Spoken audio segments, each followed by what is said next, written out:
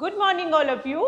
इस वीडियो में जो हमारा पार्ट 2 है उसमें हम बात कर रहे हैं निर्देशन की प्रकृति की। चलिए ज़्यादा समय नहीं लेते, सीधे चलते हैं व्हाइट बोर्ड पर और बात करते हैं निर्देशन की प्रकृति की। इससे पहले जो हमने वीडियो अपलोड किया था उसमें हमने बात की थी कि निर्देशन एक प्रोसेस है, निरंतर चलने वाला प्रोसेस है, व्यक्तिगत सहायता प्रदान करता है, आत्मनिर्देशन में सहायक होता है। चलिए अपनी बात को आगे बढ़ाते हैं और बात करते हैं कि आत्मनिर्देशन की योग्यता के विकास में सहायक कि निर्देशन क्या करता है, व्यक्ति को आत्म सिद्धि की ओर ले जाता है, उसका चहुमुखी प्रकाश करता है, उसकी प्रतिभाओं को तराशता है, उसकी क्षमताओं को विकसित करता है, अपनी योग्यताओं अपनी क्षमताओं को पहचानने के अनुकूल अवसर उपलब्ध कराता है, निर्देश देता है। हम बात कर रहे थे निर्देशन की, तो देखिए निर्देशन का अब कहेंगे यहाँ पर हमने एक और प्रकृति देखी निर्देशन की। अब वो निर्देशन को क्या कह रहा है कि इसका जो कार्य क्षेत्र होता है वो बहुत विस्तृत होता है, मतलब वाइड होता है, व्यापक होता है।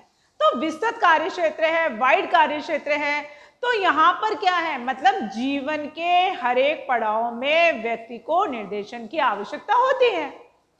प्रोसेस भी बहुत लंबा है, तो हम कह रहे हैं इसका कार्य क्षेत्र है। तो फिर देखो समायोजन में सहायक है, हमेशा व्यक्ति को जीवन में चाहे गाड़ी हो, चाहे घर हो, चाहे परिवार हो, समाज हो, विद्यालय हो, समूह हो, कहीं भी समायोजन की आवश्यकता पड़ती है, क्योंकि हमेशा अनुकूल परिस्थितियां व्यक्ति को नहीं मिलती, उन परिस्थितियों के अनुसार अपने व्यवहार को ढालना पड़ता है।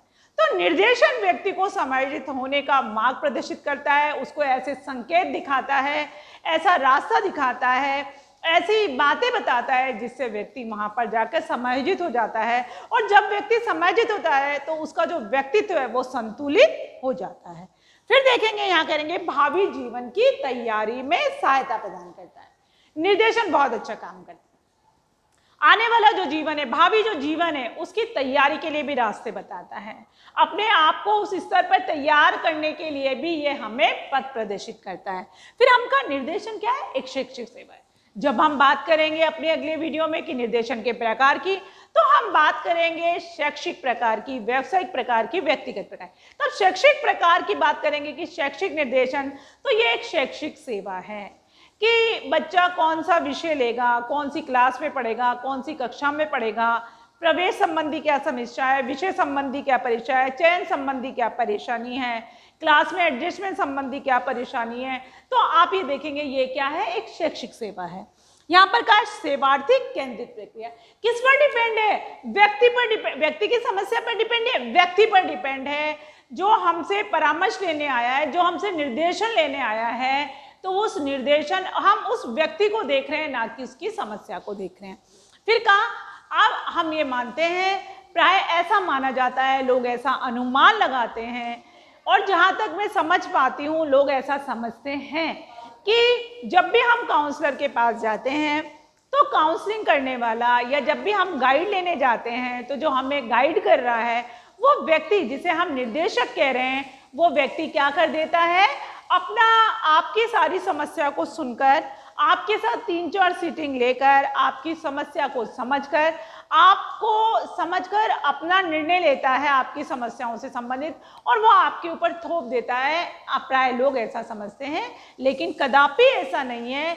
निर्देशन में कभी भी निर्देशन कर्ता अपने निर्णय नहीं थोपता, ये निर्णय थोपने की प्रक्रिया नहीं है, वो व्यक्ति को स्वतंत्र छोड़ देता है, सक्षम बना देता है, सुझाव देता है, मार्गदर्शन देता है कि आप चाहें तो इन सुझावों पर अमल कर अपने व्यक्तित्व को संतुलित बना सकते हैं, या इस समस्या का समाधान ढूंढने में ये जो मैं आपसे शेयर कर रहा हूँ, सुझाव दे रहा हूँ, राय परामर्श दे रहा हूँ, ये आपके लिए सहायक हो सकते हैं।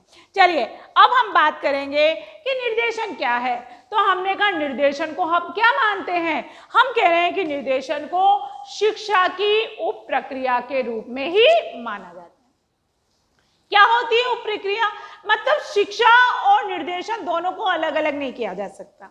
यदि शिक्षा है, विद्यालय है, समूह है, व्यक्ति है, पाठशाला है, विषय है, प्रवेश है, उपस्थिति है, तो आप देखेंगे आप निर्देशन को शिक्षा से कदापि अलग नहीं कर सकते।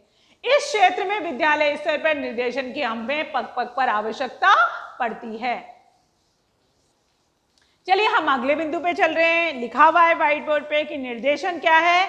आप निर्देशन को हेल्प न माने। निर्देशन क्या है? सहायता देने से कुछ ज्यादा है, कुछ अधिक है। सहायता एक समय के लिए दे दी जाती है, लेकिन निर्देशन हमेशा काम आता है। सुझाव हमेशा काम आते हैं, राय हमेशा काम आती है, पथ प्रदर्शन हमेशा काम आता है, संकेत हमेशा काम आता है, किसी को रास्ता बताना, दिखाना, उस पर चलने के लिए प्रेरित करना हमेशा काम आता है। तो निर्देशन को हमेशा हम क्या मानेंगे?